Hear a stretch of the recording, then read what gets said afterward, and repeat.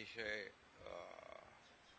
मनाला वेदना देणारी आणि मनाला चटका लावून जाणारी ही अतिशय दुर्दैवी घटना आज महाराष्ट्रात घडली आहे. खरं म्हणजे असं कोणाच्या स्वप्नातही वाटलं नसेल की अजितदादा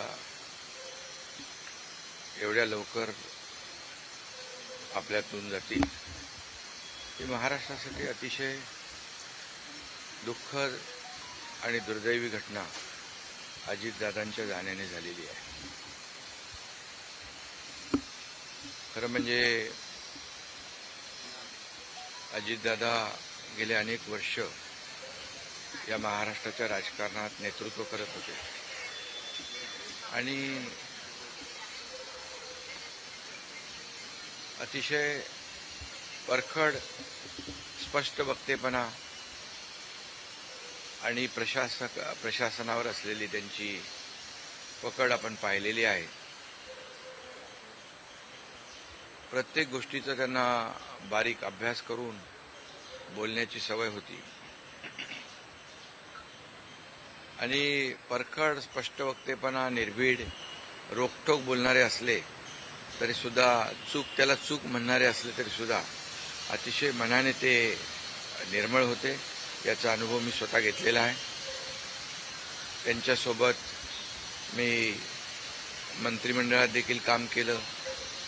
मी मुख्यमंत्री असताना त्यांनी उपमुख्यमंत्री म्हणून देखील काम केलं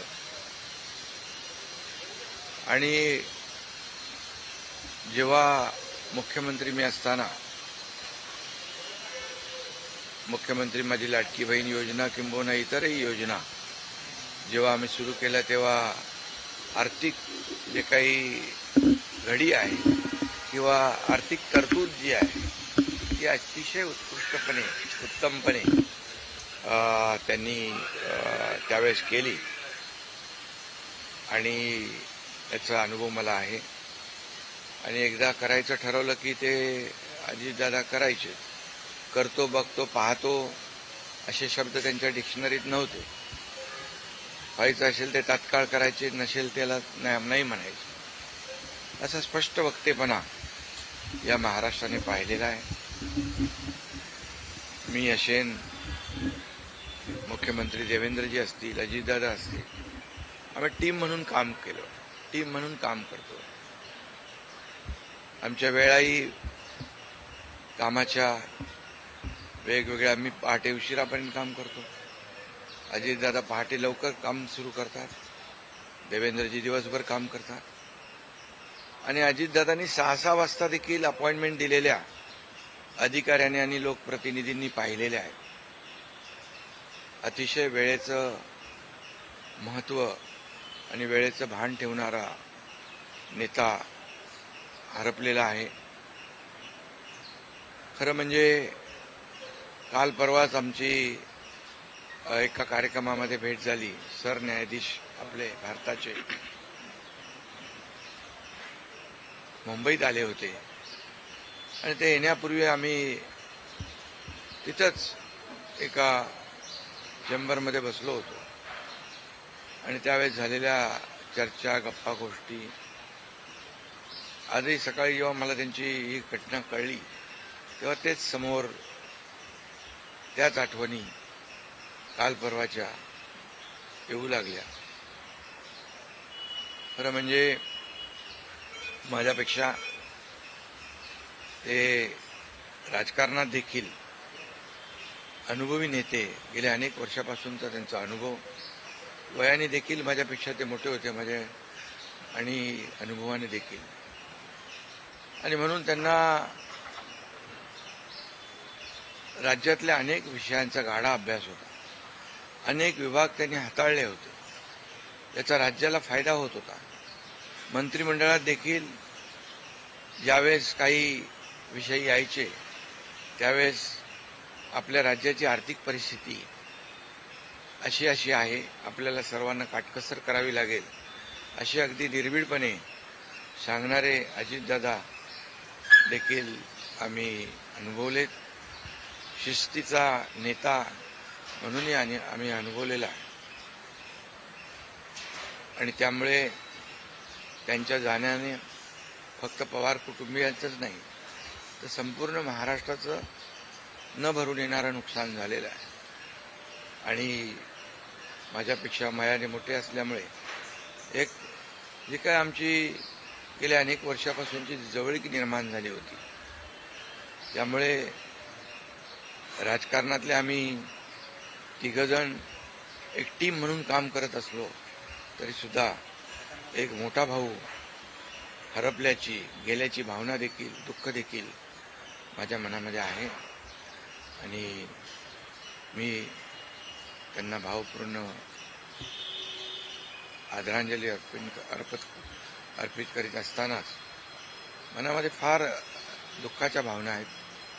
त्यांचं कुटुंब हे दुःख पचवण्याची क्षमता, डोंगरा एवढं दुःख आहे, ही क्षमता ईश्वराने त्यांना प्रदान करावी.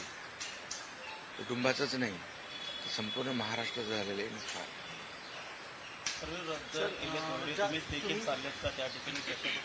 हा, मी आणि मुख्यमंत्री देखील आम्ही जातो आहे.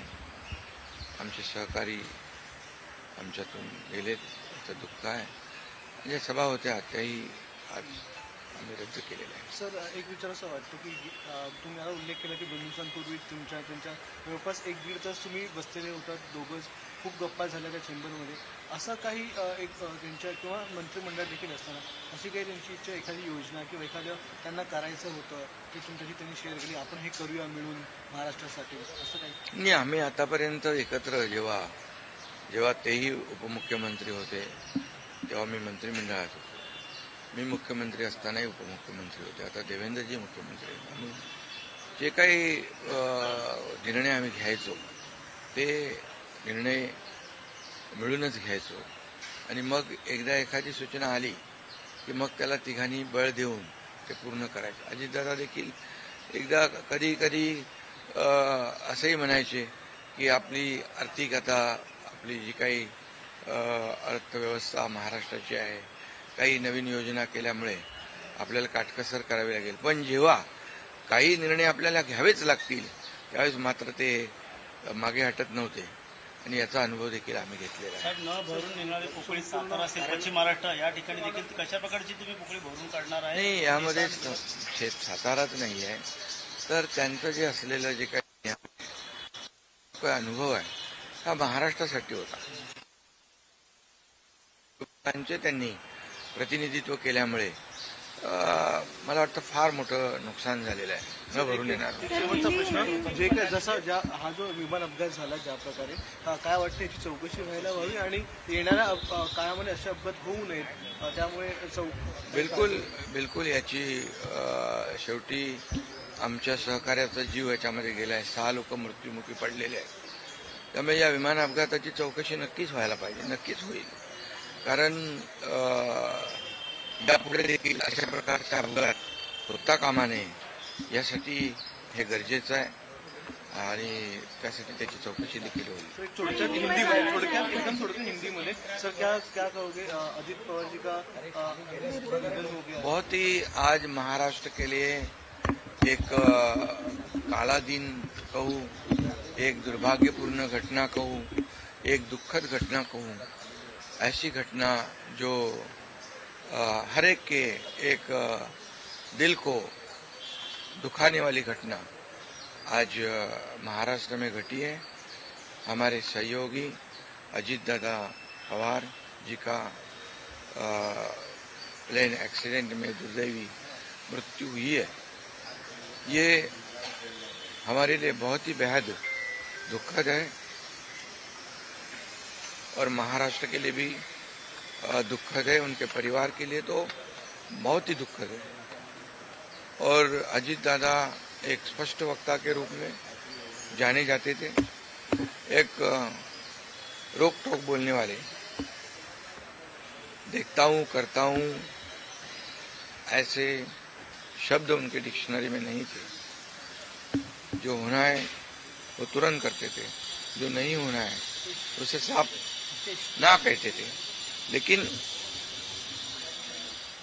वो कड़े शब्दों में कहते भी, लेकिन मन के बहुत अच्छे थे. और इसका अनुभव मैंने लिया है। उनके उप मुख्यमंत्री कार्यकाल में मैंने मंत्री के रूप में काम किया। मैं मुख्यमंत्री था तभी उन्होंने उप मुख्यमंत्री के रूप में काम किया। आज देवेंद्र जी मुख्यमंत्री है, उनमें भी हम दोनों ने उप मुख्यमंत्री के रूप में काम किया है। हम टीम बनकर काम कर रहे थे, महाराष्ट्र को आगे बढ़ा रहे थे। इसमें एक हमारा टीम वर्क था और मेरा काम करने का तरीका जैसे देर रात तक काम करता था। अजीत दादा जल्दी सुबह उठकर उनकी शुरुआत होती थी। देवेंद्र जी भी दिन भर काम करते और सुबह उन्होंने 6 बजे अपॉइंटमेंट दी हुई, ये भी इस राज्य के अधिकारियों को पता है। एक समय को बहुत ही महत्व देने वाले एक कद्दावर, बहुत ही कर्मठ नेता जो है, समय सूचकता रखने वाले नेता जो है, ये नेता हमारे में से अभी नहीं रहे और ये हमारा और महाराष्ट्र का, उनके परिवार का बहुत काफी बड़ा नुकसान हुआ है। उनको कई अलग अलग विभाग जो है उन्होंने काम किया, उस पर उनको अनुभव था। हर एक विभाग की जानकारी लेके वो अपना स्टेटमेंट करते थे, अपना निर्णय लेते थे। मैं मुख्यमंत्री था तब लाडली बहन योजना या कई योजनाएं हमने तीनों ने मिलकर टीम बनकर शुरू कर दी। उसमें भी अजीत दादा ने बहुत ही योगदान दिया हुआ है। और जैसे अर्थव्यवस्था जो है हमारी महाराष्ट्र की, वो उसके बारे में भी कभी कभी बहुत ही रोक टोक मंत्रिमंडल में उन्होंने बताया भी कि हमारी परिस्थिति ऐसी है, हमें कुछ यहाँ इसमें जोड़ तोड़ करनी पड़ेगी। लेकिन जब जो चीज करनी ही है, जो समाज के लिए आवश्यक है, उसमें कभी भी उन्होंने हाथ पीछे नहीं खींचा। अर्थ मंत्री होने के नाते उन्होंने काफी योगदान दिया है। मेरे से वो राजनीति में भी अनुभवी थे और उम्र से भी मेरे बड़े थे। एक टीम हमारी थी, एक टीम का एक हिस्सा अभी नहीं रहा है और एक बड़ा भाई हमारे में से गया है, ऐसी भी हमारी भावना है। इसलिए मैं उनको बहुत दुख भरी श्रद्धांजलि अर्पित करता हूँ। उनके परिवार को इस दुख से बाहर आने की शक्ति ईश्वर प्रदान करे, ऐसे ईश्वर से प्रार्थना करता हूँ। सर, आठ बार उप मुख्यमंत्री रह चुके हैं। आपके कुछ दिन पहले उनके साथ महाराष्ट्र के साथ आपके भाव हो चुके, आपके आंखों में भी नम जैसे आंसू नहीं, कैसे वो उनका स्वभाव ऐसे था। वैसे बाहर से सबको लगता था बहुत ही कड़क है और रुष्ट है, लेकिन दिल से बहुत काफी वो नम्र थे और निर्मल थे। ये मैंने कई बार देखा है, अनुभव भी किया है।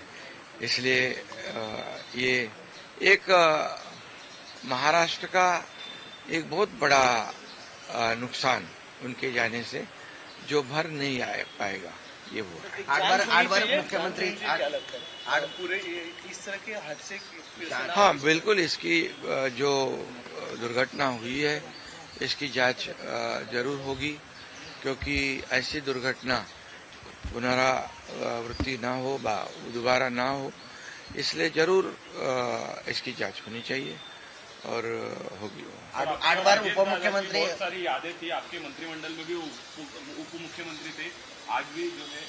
मैंने कहा ना कि जब मैं मुख्यमंत्री था तब उन्होंने जो हमने फैसले लिए, निर्णय लिए समाज हित के लिए, तब अजीत दादा अर्थ मंत्री थे, तो उनका भी काफी योगदान उसमें रहा है, ये कोई नहीं भूल सकता है। 8 बार उप मुख्यमंत्री रह चुके हैं। कुछ दिन पहले आपकी उनसे मुलाकात हुई थी, क्या बातचीत हुई थी? 1.5 घंटा आपसे। अभी हमारे सुप्रीम कोर्ट के चीफ जस्टिस यहाँ आए थे मुंबई में, अभी हम बैठे थे उनके आने से पहले। अभी काफी हंसी मजाक हो रही थी, चर्चा हो रही थी, वही बातें आज सामने आ रही है। 2 दिन पहले हम साथ में बैठे थे और आज अजीत दादा नहीं रहे, ये दुख की बात है।